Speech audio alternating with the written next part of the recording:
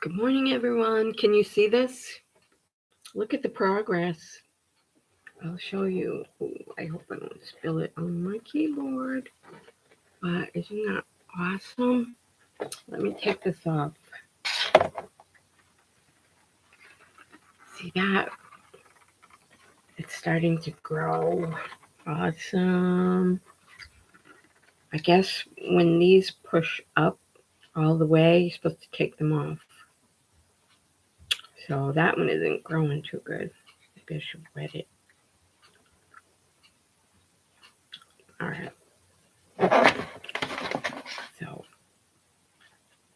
this has been the fourth day, and I had it under a grow lamp near my side door that is really drafty and cold.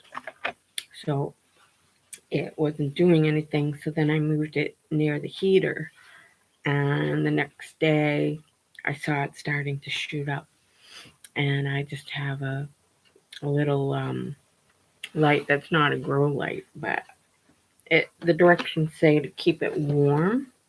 So I think that's what helped it. Gave it a nudge. But wow, I'm psyched.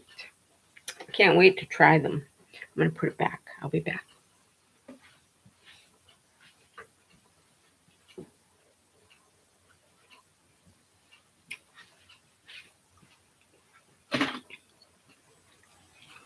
All right. And the kinds I picked that are growing in there are the purple sangum radish flavor,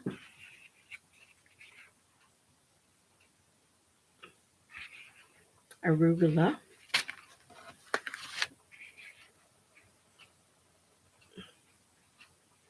and the purple kohlrabi. Can't wait to see what they taste like. Yum, huh? I don't have to get to the store. This is even better. I don't like going into the grocery store anymore. All right. So, I'm going to be reading from 400 Years by James H. Mackey again.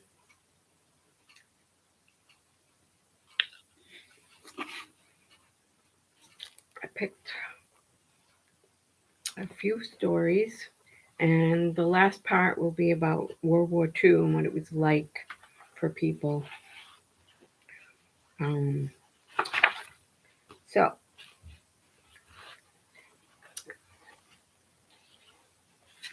ooh, darn it. Okay. So, I didn't put stickies in, I just stuck little tabs. So, Albert Mackey, my foster father, Uncle Jimmy's dad. Very interesting. He was born in May of 1908 in New Haven County, Connecticut. Interesting, because I lived in New Haven. Okay. So, Albert only weighed about 2 pounds at birth.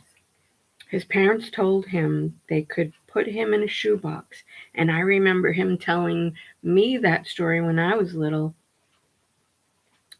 They were very concerned if he would even survive. It's a miracle. 2 pounds back then, and in a shoebox. Can you imagine? He said they used to put the shoebox in a bureau drawer. They'd pull out a drawer and stick the shoebox for his bed because he was so little. That is just amazing. He grew up in Hyde Park and met Harriet May Shaw, who was born July of 1909, and she lived in Stoughton, Mass. And they had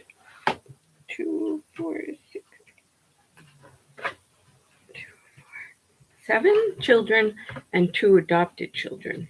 And then I told you they also had about 60 plus foster kids. So, the order of the children, because I'm going to be getting into stories with the brothers and sisters' names. So you'll know who they are. So the order goes Catherine,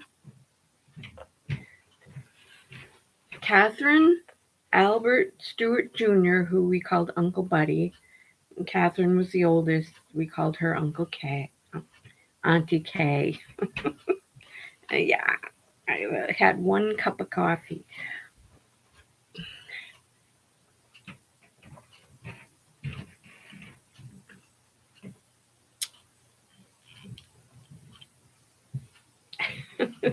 Maybe that'll help. Okay, I'll start that over. So the children's order goes Catherine Alberta, who was Auntie K, Albert Stewart Jr., who we called Uncle Buddy, Virginia Louise, we called her Auntie Jin, Clara Bell, we called her Chickie, Aunt Chickie, James Henry, that's Uncle Jimmy, the one who wrote the book, Marcia Carolyn, I just love that name. I went to live with Marcia and her 7 children when I was about 9 years old because um, my parents, um, Harriet and Albert, were up there in age. They were in their 70s about, so God bless them. And then Mark Stephen, who was the youngest of their natural born children, him and the next one, Ruth, basically they were in their teenage years when the next child they adopted, Marianne, who was a year younger than me, she was 2 when I was 3 when I started living there. So Mark and Ruth pretty much took over the care for Mary and I because our mother had many health issues and would often be gone in the hospital. So yeah, that's that story. So here's a little bit about our mother, Harriet. Harriet loved her garden and knew every botanical name of the flowers. She could make anything grow, even in the poorest soil. She loved to read and could recall everything she had read. One of her favorite verses was from a poem, House by the Side of the Road. I need to look that up and check that out. By Sam Walter Foss. Let me live in a house by the side of the road and be a friend to man.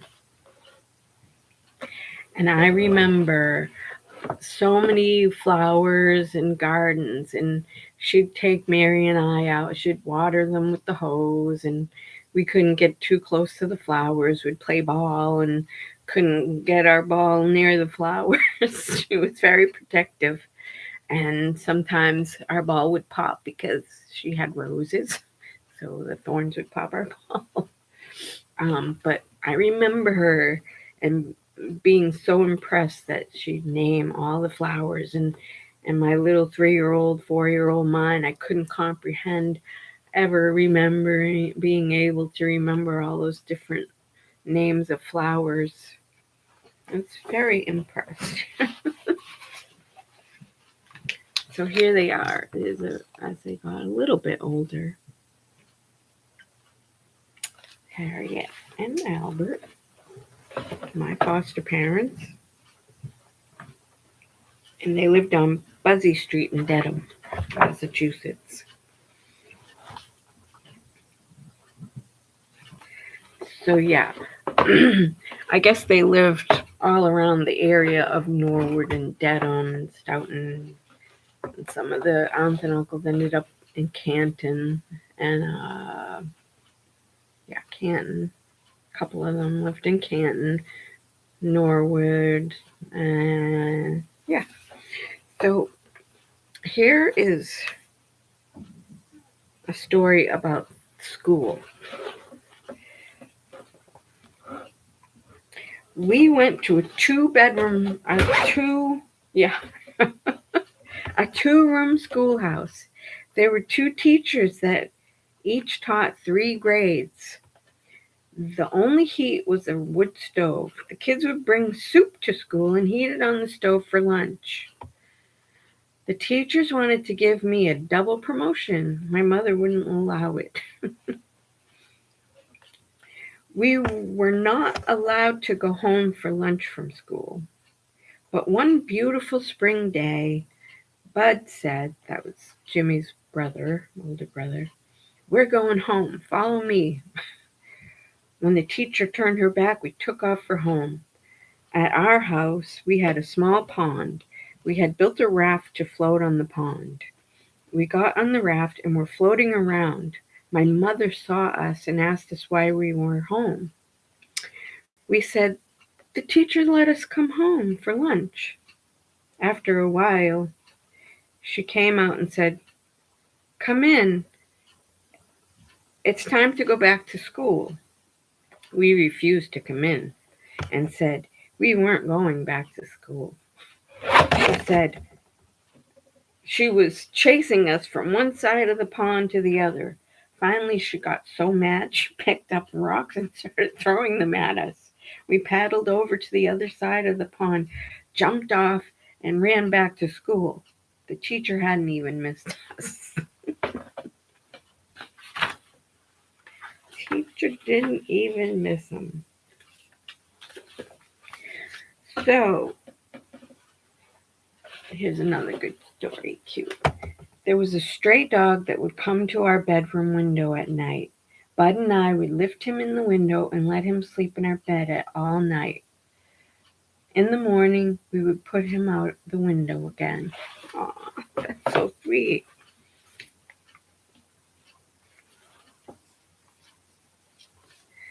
Okay, so I guess they were very poor and they shared everything, which is really cool.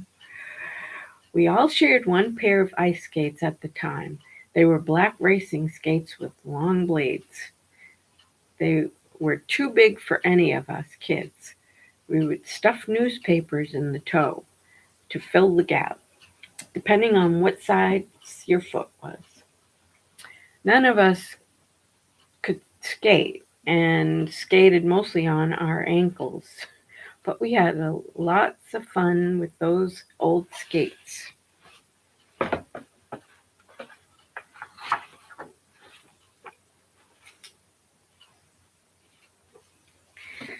Oh, this is a pretty cool story.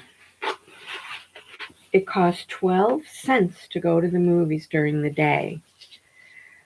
I would go to the dump and find bottles to cash in and get enough money to pay for the tickets. A 10-cent box of popcorn and a 5-cent candy bar.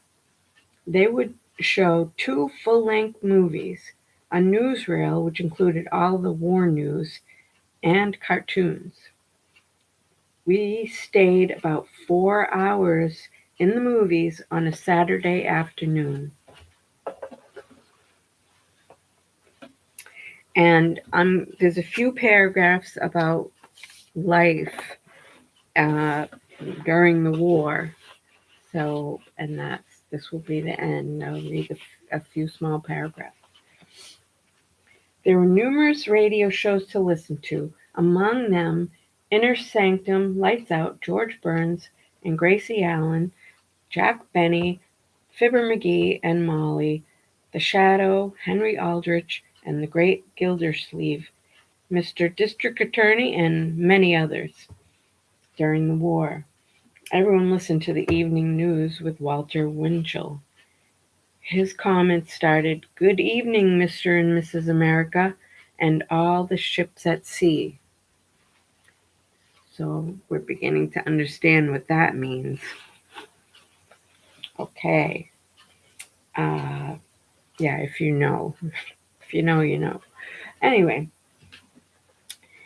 everyone was very patriotic and tried to contribute to the war effort. We would collect newspapers, old tires, medals, rags, and anything else that would help. Everything was rationed. We had coupon books with ration stamps in them. If you had the money and didn't have a stamp, you couldn't buy it.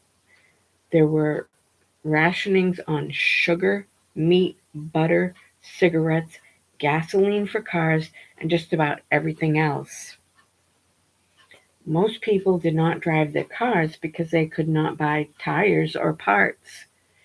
The top shelf, the top half of the headlight on the cars had to be blacked out with paint. Excuse me. Yeah, can you imagine blacked out with paint? Were they playing possum? As if they couldn't see the bottom half of the light? Okay, anyway. There were airfield raid warnings in every neighborhood. Every neighborhood. Wow. People had to have dark window shades. No lights were allowed to be seen from the outside. But, on a positive note, I guess you could see a lot of stars. There were air raid drills too. Wow. The sirens would blow and people had to shut out all their lights and listen to the radio for instructions.